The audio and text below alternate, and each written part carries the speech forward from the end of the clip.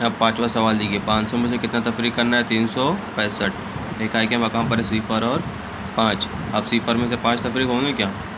नहीं, बाजू में भी सिफर है, तो अब क्या करेंगे यहाँ पे? ये 10 समझो, है ना, तो यहाँ पे बाकी रह गए 9, दहाई के मकाम पर है ना, और यहाँ पे ये हो गया एक सिफर और ये 10। अब 10 में से कितना तफरीक करना है? 5। 10 में से 5 तफरीक करेंगे, करो ज़रा।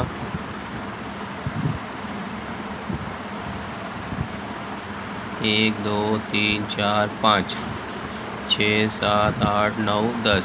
10 में से कितना तफरीक करना था? ये नीचे पूरे 5 है, तो 5 तफरीक किए, बाकी कितने रह गए? 5 ही रह गए।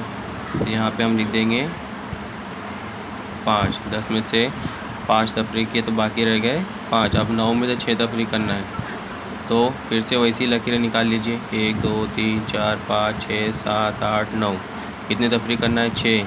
1 2 3 4 5 6। कितने बाकी दिख रही है आपको? 1 2 3।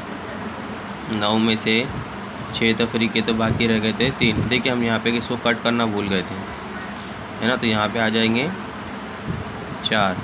अब 4 में से 3 तफरीक होते जाहिर सी बात है, 4 में 3 तफरीक के तो बाकी रह गए यहाँ पर 1।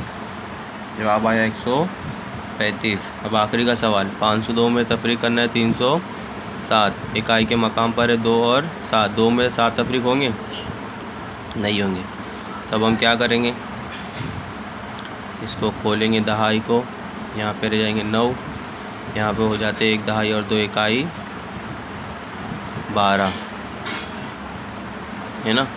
तो यहाँ पे आएंगे, क्योंकि यहाँ पे भी सिफर था, तो ये 4 है, इसमें से हमको उधार लेना है।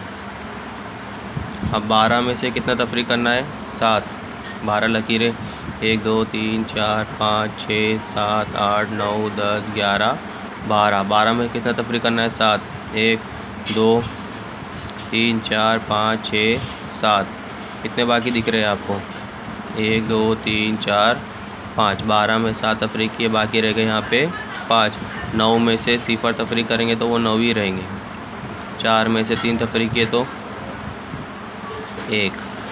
4 में 3 तफरीक किए तो 1। जवाब आया 195। ठीक है।